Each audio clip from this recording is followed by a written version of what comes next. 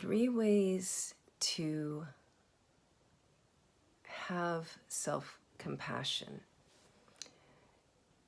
The you know, when we think about self-compassion, the first thing that comes to mind quite often is I hug myself, right?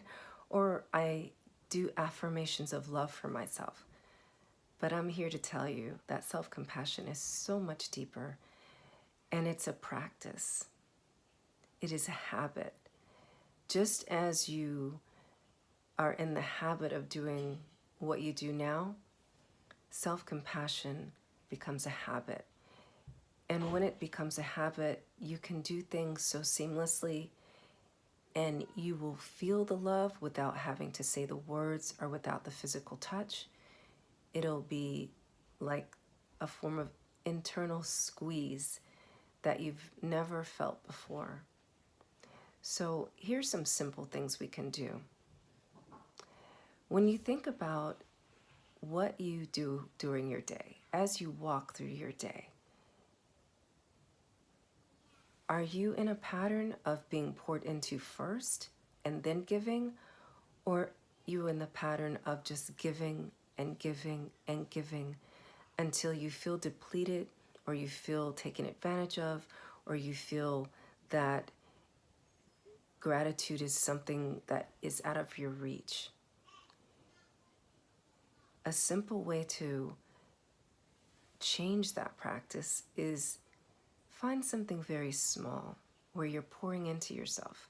For example, when we're in a rush, right?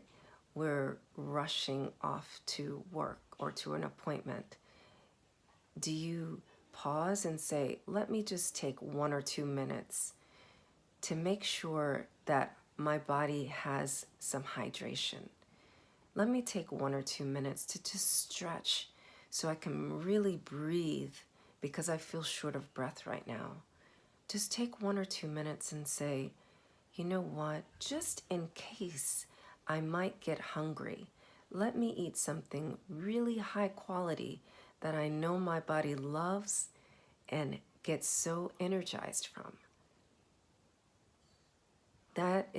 These are very simple ways to pour into yourself, but very necessary ways to exist as a human being, because our bodies are not machines.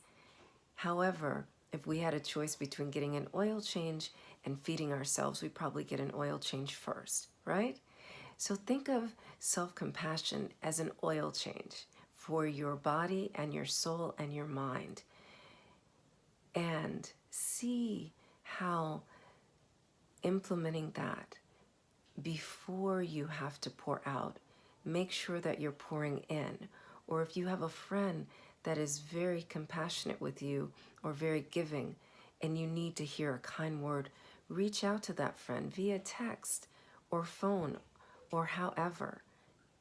Maybe your friend records videos and you can listen to her YouTube channel, or she has a podcast and you can listen to her podcast, and it'll give you something so that you're poured into before you dash off to give again.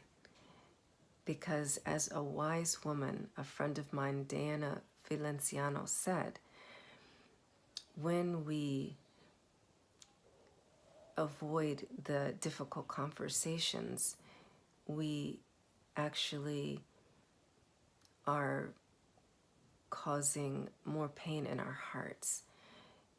And when we avoid taking care of our bodies and our heart and our true desires, and we're not being poured into, we just cause more chaos for ourselves.